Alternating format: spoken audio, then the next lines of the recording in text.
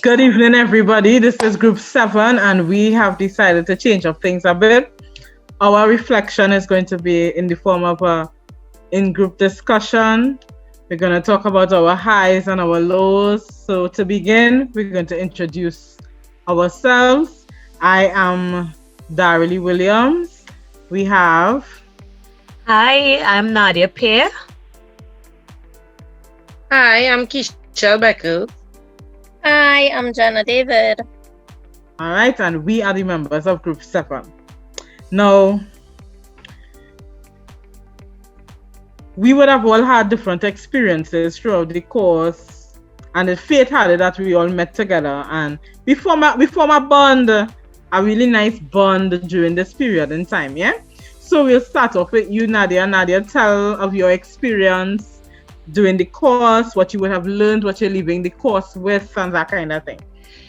Well, before I started the course, I looked forward to learning about special needs. I had limited knowledge about that field, but when I encountered a few students with special needs, didn't pay much attention, but the course itself brought a lot of light and gave me a lot of knowledge that I can take back into the classroom, knowledge that I can apply. I feel confident that I can forge better relationships with all of my students, especially the ones with special needs. So I appreciate all that was shared by our lecturer, by our classmates, and I look forward to applying the knowledge in the classroom.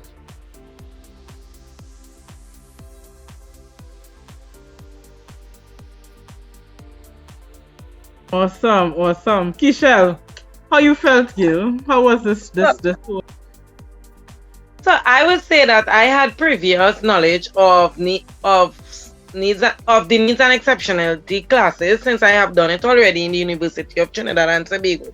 However, coming into this class, it was like a refresher for me to know again what I had learned previously. So what I think that the class have given me great insight of persons living with special needs, right? Not only were we able to gain a lot of knowledge from our teacher, who seemed to have a lot of knowledge of students living with special needs, but also our classmates. The presentations were so informative and well structured that we were able to get a vast amount of knowledge of these persons living with special needs. Also, we were able to get great insights from the guest speakers. They gave us real life examples, and because they are actually living with kids, they are advocates in these areas. So I think that the knowledge we got was more than I expected throughout this course, and I hope to take back this knowledge. I'll be able to transmit this knowledge. I'll be able to be able to deal with students who are now faced with special needs. Not only, well, I'm not a teacher, but even if I may be faced with these persons within the working environment, right? And also in my youth group, even if that one day I may be faced with to deal with a student with a special need, I'll be able to have lots of knowledge and understanding, so I'll be able to cope with them and know how to deal with them. Nice. Jenna, how was it for you? Well, I also attended UTT, and it was part of one of my courses I also had to complete, Survey of Exceptionalities. So it also was a refresher for me. However, this one was more in depth, and you came to the realization that, you can't look at a person and identify whether they have it or not, because I didn't know that so many stars suffered with disabilities. They have various disabilities that I didn't know about, like Whoopi and they. And it was an eye freshener for me. I'm also committed to preparing the best quality for exceptional learners with the field that I am in. And hopefully one day, I could take back what I have learned.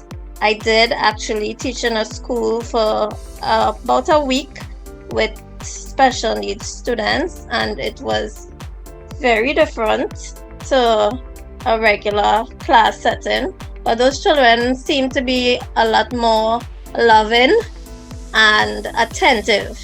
They're attentive and they question a lot. And from this course as well, developing an array of resources that will facilitate their learning. So hopefully in the future, I don't know if I will change going into special ed from primary, but I have learned a lot. And I'd just like to thank everybody for enlightening myself. Thank you. Nice, nice. Well, for me, the course again was a refresher. I too would have attended University of Tobago. And the difference here is that you had to actually become personal with the stories in order to appreciate the disabilities, the disability experience for the differently abled. You would have gotten that opportunity to understand the certain aspects of development with disabilities, and we really got an opportunity to see how unfair the system is in relation to the distribution of and accessibility of things that even a disabled citizen and a regular citizen needs.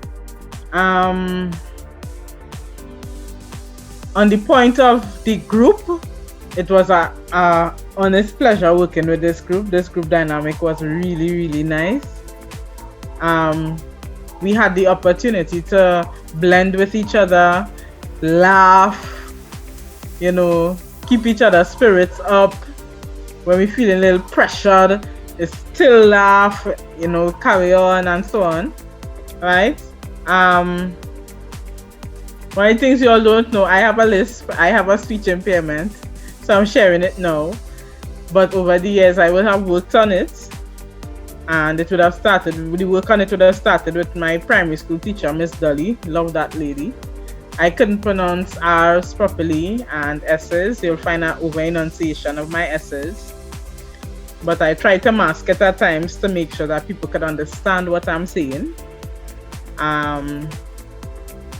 When I was young, I used to stutter, but my stuttering would have come on as a result of becoming nervous in situations.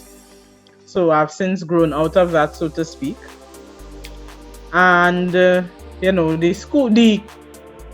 course gave me an opportunity to reevaluate me, not only as a teacher, educator, but as a potential guidance officer, social worker, as a citizen, as an individual in a society of differently abled persons. Yeah. So this is our free talk session. We could unmute our mics and. Well, Dara, I would like to really thank you for sharing your personal story when it comes to your speech impediment or speech impairment. I'd like to also share that I had an experience with my son where he was in first year. He was diagnosed with profound hearing loss. I didn't even know that, and his teacher brought it to my attention after the ministry did the screening in the primary school system. So that's where I was able to go and get help and see what I could do. In addition to that, she told me that his speech was impaired when she said his R's. He wasn't pronouncing his R's properly as well. And I was saying, no, this is just baby talk. He will be fine. And she said, no, you need to check a speech therapist. So that's when all those ideas came to me. And this class, this course, made me feel more comfortable with it because I didn't want to accept those truths.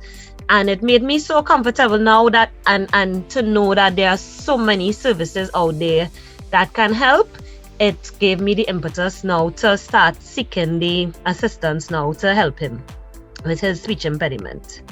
It's not that it's not severe, but he could do with the assistance to improve.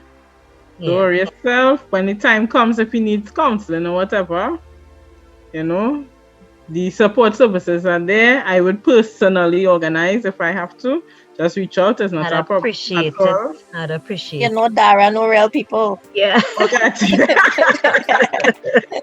So yes, this course was beneficial for me personally. Not just because I gained some knowledge, but it really impacted me in my life personally. So I am thankful. I'm thankful for all of you too, who made it enjoyable. When we were stressed, we still comfortable to tell each other, well, yeah, what I want to sleep. So, You understand, and this is I think there's the blender group dynamics there. When she could get, you understand, hey, you mightn't feel to do no work today, Mm-hmm. but you know what? Somebody go do it, but know that exactly. You know, we may one not thing I have met each reflected other on. personally, but we had each other back. Yes. Exactly, because last weekend when I was in Tobago, you know, I saw you guys put up on each other that you all were working on the PowerPoint now. So I was like, but I cried in Tobago and three of you all were working on it. I said, anyhow, they will handle it. When I come back, I'll pick up my piece and whatever. So it's when I came back and then I started to tell everyone, well, Jenna called me and I said, well, I was in Tobago and whatever and whatever. I say, but you all, I like how you left these spaces so that I was able to pull in the parts that I had to pull in and all these things. I thought that we had a camaraderie together as one team. Mm-hmm. I enjoyed the group breakout sessions, all these things. That was like real fun when Miss Bonnie checking in and she realized that our group is a jolly group. I really enjoyed working with you all. Yeah. It was really nice. God Yes, knows. you all were very understanding because I know at times when I am in work and I'll reach home late and you know, you're always fill me in on what I might have missed. So I just want to say thank you. And I hope this is a lifelong friendship. Mm-hmm. Of course. Yes. Sarah, and I just want to say it was a pleasure meeting you. You know, I know Jenna and Nadia already, but it was like, you know, you just come in, we was just there with you and like, you were I think know it you long started time. in the other course when Dara and I ended up just sitting in the group. And when I realized this is a strong worker, I really needed to have you in our group too in this course, Dara. So yes, it was a pleasure working with all It of was you. my pleasure. It was my pleasure working with Yeah. Jenna. I love all you, I swear. Because very rare do you get that opportunity to work with people, not only that the gel was right. Yeah. You know, and we were not afraid. One of the things I appreciate about you all is honesty and the expression of your opinion, and you're not afraid. I know my personality could be strong a bit, Right. but you wasn't afraid to say, hey, now me and I agree with that, you know, or I don't think we should do that, you know. Mhm. You know? Yeah. And then sometimes when it is a preempt and I start the thing I study, oh gosh, next thing they say, but she push it. No, we No, appreciate and it was it. really nice We meeting your appreciate family as well. Yeah. Yeah. It was really nice. You know, sometimes people might hide that, you know, they don't want somebody to know that they have a disability, but Oh, that your was long sister, time. she was very welcoming and she was very welcoming to let her kids say, you know, have a part to play. It was real nice. Even including your dad and so on. Yep, we appreciate it. Anytime, guys, anytime. You know, one of these things, the final part that we could look at in terms of our reflection is like, what did working with, or in this case, we were only able to interview because of the COVID-19 restrictions. We have to be safe throughout. Like, for how y'all felt about, you know, the different NGOs that we would have tackled. For instance, we have like I Got You, the counseling services, and I Got, which is the charity organization, and then we had the NCDP organization as well. How you all felt about those organizations? Like, what did it bring to light to you? What it stimulated for you? That kind of thing. Well, when the ladies started talking, they again shed light into the areas and the experiences faced that they have to face. They also shared information about services that are available that I didn't even know that was offered in the school systems. I appreciated a lot of it, and now my eyes are opened. I think now I guess I would know where to go now in order to get assistance. So yeah. Nice.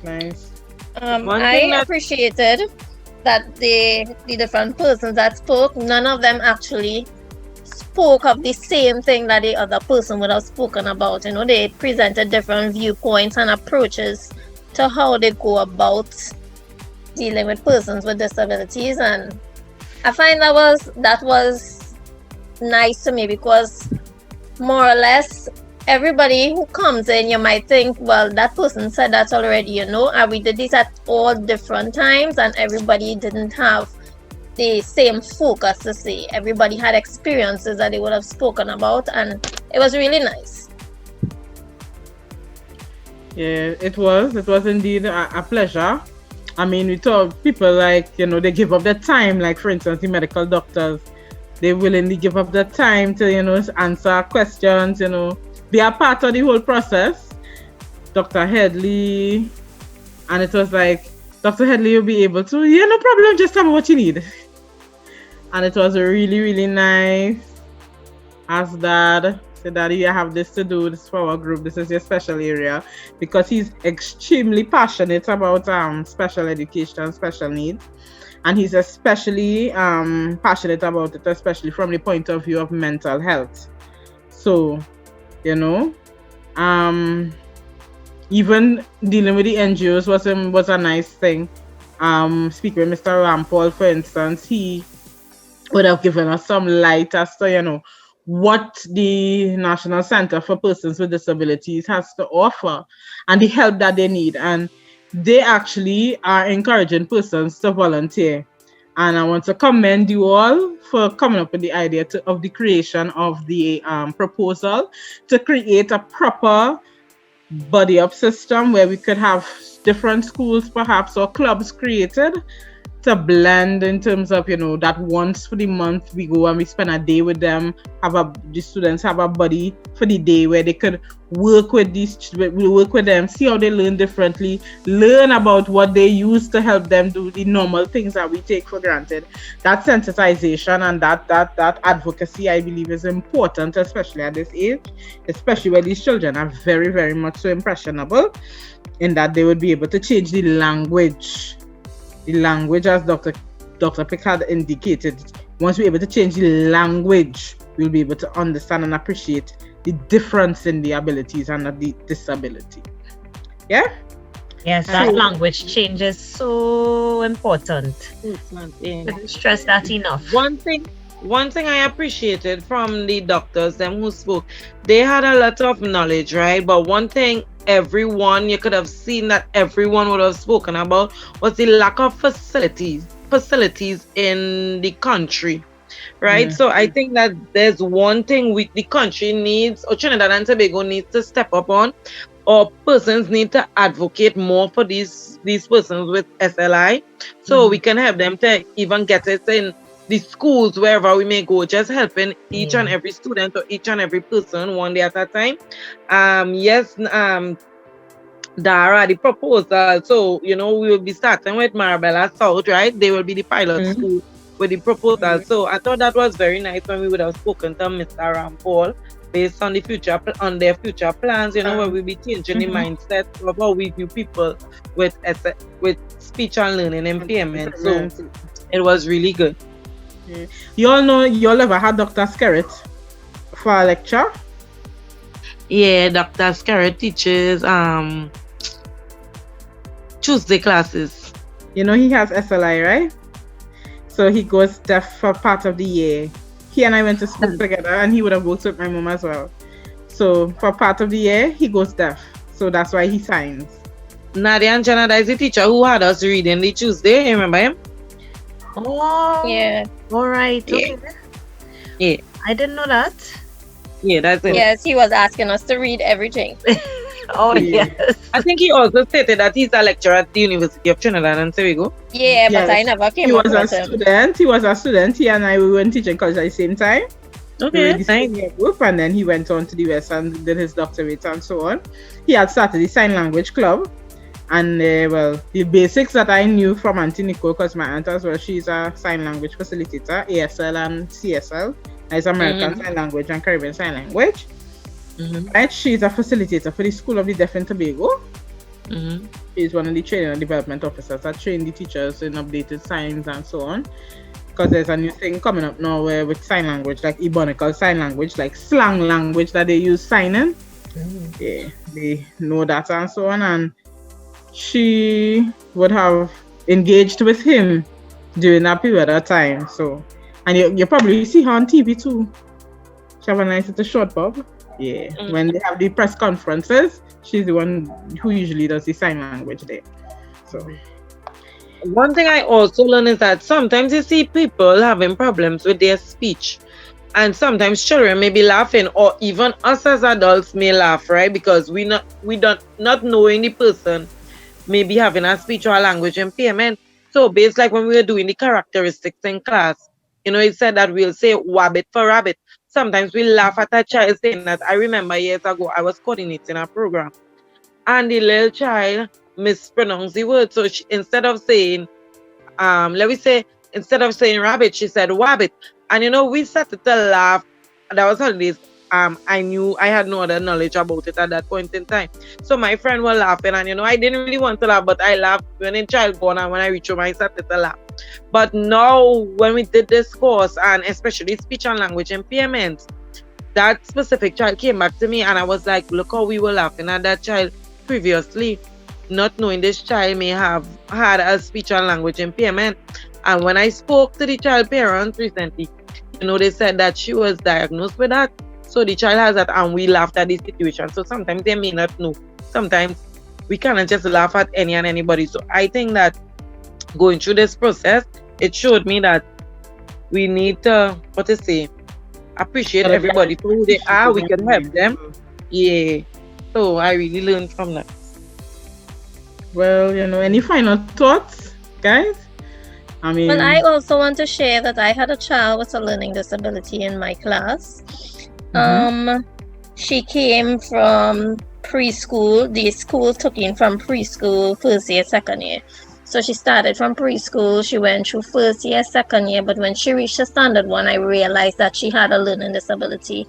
And nobody brought it to the attention of the principal. Everybody just bypassed it and moved her up. But she was an R student. She actually had gotten an R in first year. She got an R in second year. And it's only until her report book came up to me, I realized that something was wrong. And constantly, their weekly tests, I will realize she does have a learning disability. And I was able to move her from that R to an F in the first term.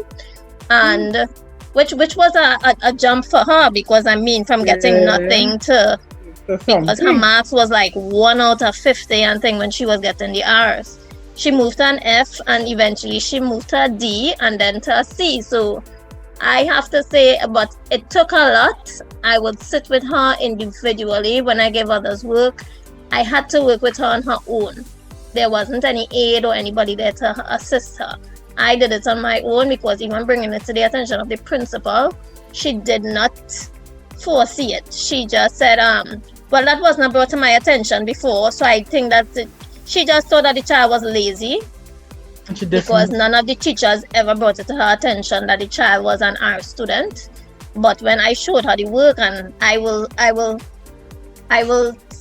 tell her something, and it's not registering for her, so I know that she was struggling in the class. She could not move. She was stuck at the level where she was at. She was reading at first year level in standard 1.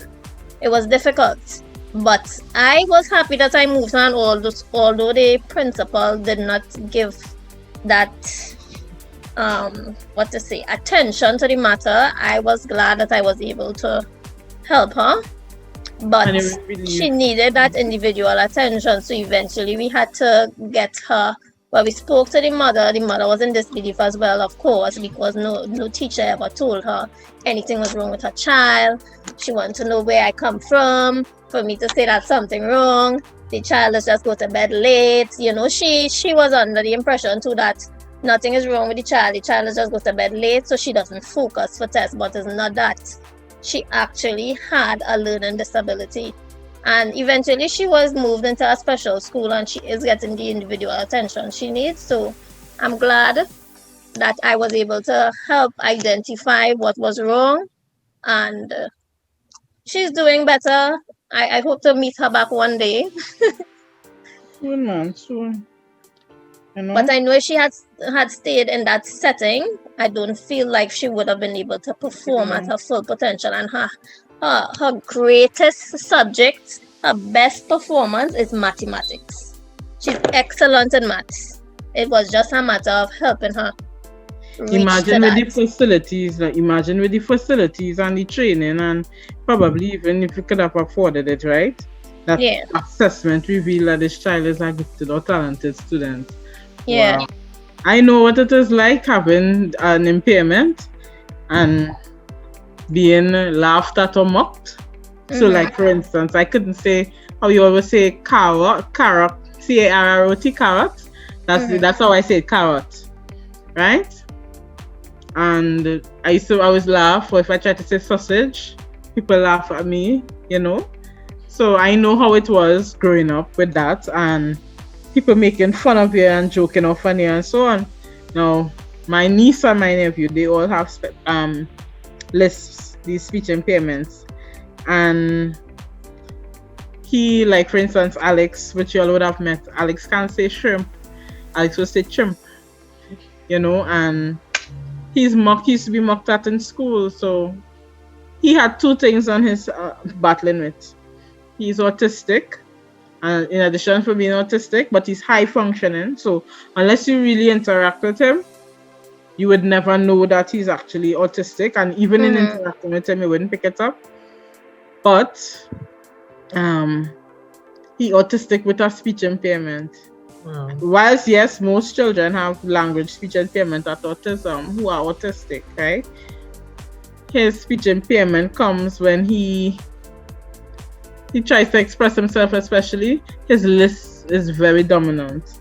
So he barely sometimes can understand what he's saying. So the school district, which is a thing I think that we should implement home here, where the board of management for schools or school boards don't just look at what we could do in terms of infrastructure and teacher issues and so on, but we have to look at, if we look at that infrastructure, we're looking at it from an environmental standpoint, right? Where you have a speech therapist, a resident, even if it's for the district, a resident speech therapist, a resident counselor, special education administrator, something of the sort, so that children referred to could get the help that they need instead of it looking. When you write a referral, the referral have to go to Port of Spain. When the referral go to Port of Spain, we don't know how long it takes.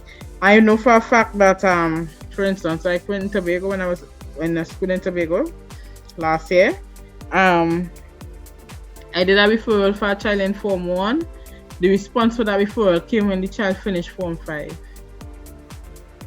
So the help needed, the child never gets. Wow. And when they leave the system, that is it. Yeah.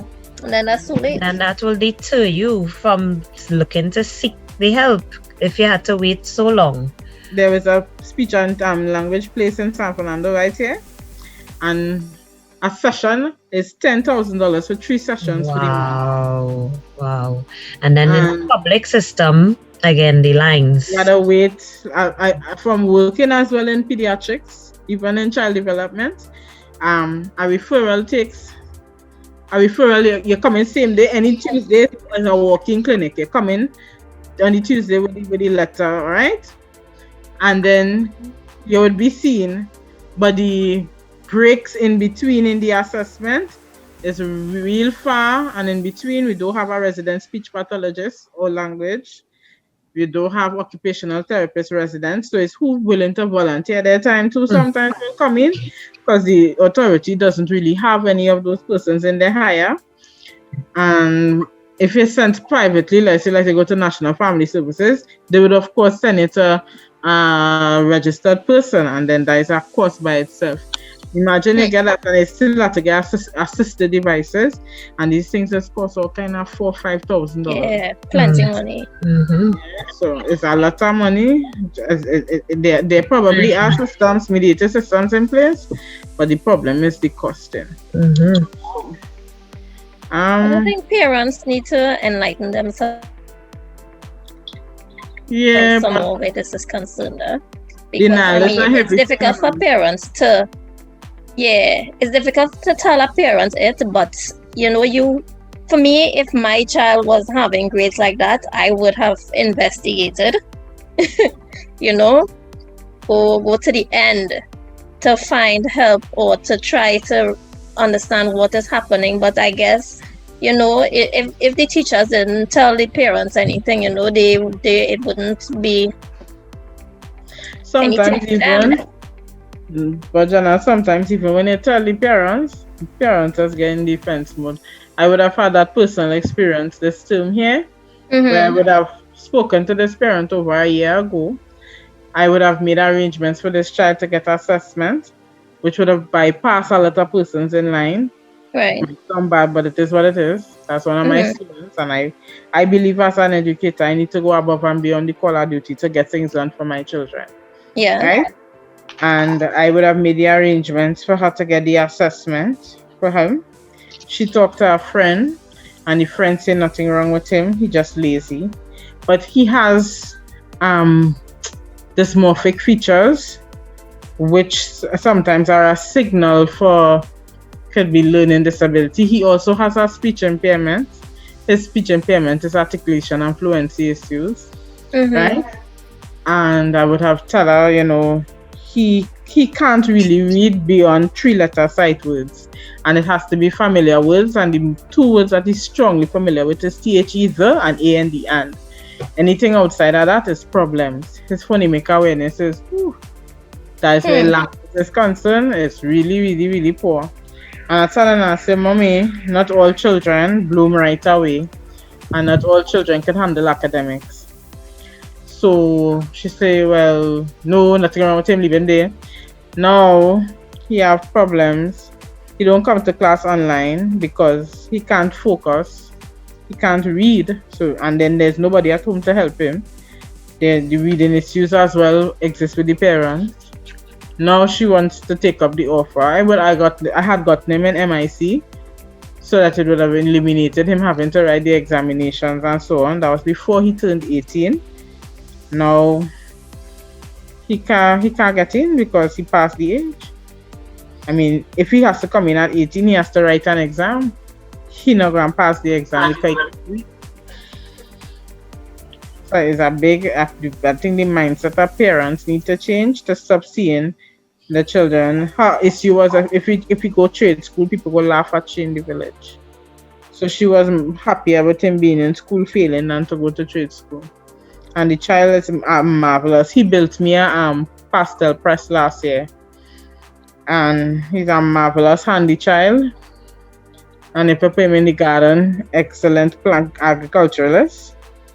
But He understands Dara, something. What? you don't think the earlier they identify or they could accept that something is wrong with their child is the earlier and the faster they can help do something? Yeah, but it is be an uphill battle with parents because nobody wants to hear that something wrong with a child. Yeah. True. Nobody wants to know So Yeah, that. nobody wants to accept. Yeah. I think acceptance is the first key. So no matter training we do, if we can't get the parents to accept, and this is where the true support services come in, because it is be difficult. And I'm talking from the point of view of working in medicine, it is very, very difficult. I've had situations where when children had issues, disability issues, parents abandoned them on my ward. Lord. But other than that, these are the experiences we given the field we're going to go into, or given the exposure we have now educationally. These are the experiences we have been enlightened by or to, based on what people would have experienced, and we want to take this information to see how best. Even if we could change one mind, we did plenty. So one mind, you change one mind, that one mind will change another mind, and that chain effect, ripple effect could happen.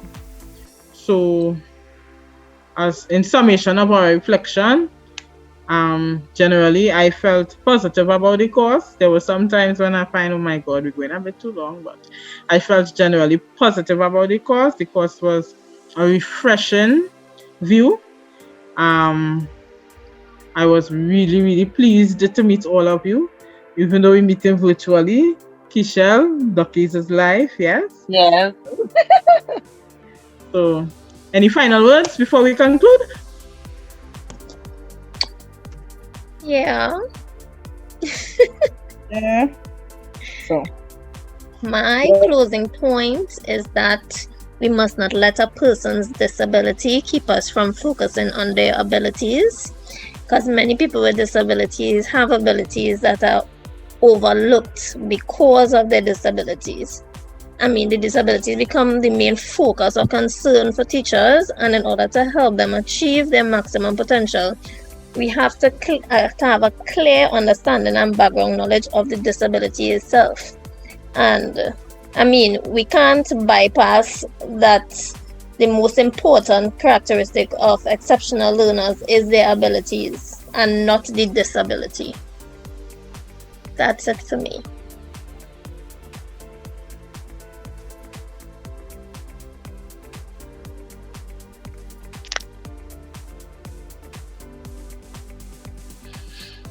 I agree with what Jenna said about stressing on the abilities of persons living with disabilities. I also believe that families with persons with disabilities can learn from their unique experiences, and they can seek to share their knowledge to others to enlighten everyone. So it can create opportunities to share your stories so others can be more empathetic in society and learn to live with everybody, and it also can strengthen relationships. These persons can become your pride and joy. They bring so much love and light into your lives. So that's my point that I want to end with, that persons with disabilities bring joy in your life and enlightenment. So, And I will say that don't be afraid of who you are. If you are a person living with the spiritual language impairment or whatever disability you may be faced with, embrace who you are, because that is what makes you unique. That is what makes you who you are.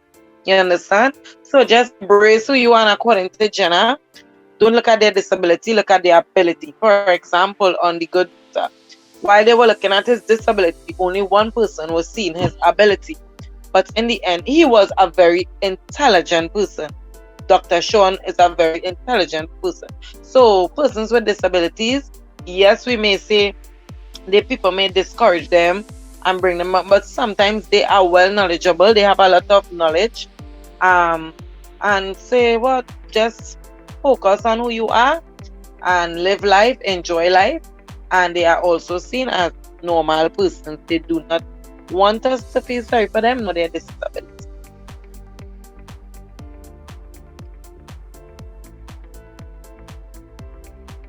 all right. Well, ladies, I believe this concludes our reflection. This discussion here has allowed us to reflect both individually and collectively. And I just want to let you all know that I appreciate each and every one of you. And thanks for being a part of my life. And I hope that this continues to be a lifelong building friendship. Yes? Of course, I parang in your house for Christmas. Bye. Well, I will see you in Frenchfield Road, Rockley Vale. Right. I'll go by Keisha and Nadia first, and then when I jump on the plane and come to Tobago, I'll visit you. nice. No problem. That's a plan. Right? So this concludes. Good night, everybody. Bye. Good night.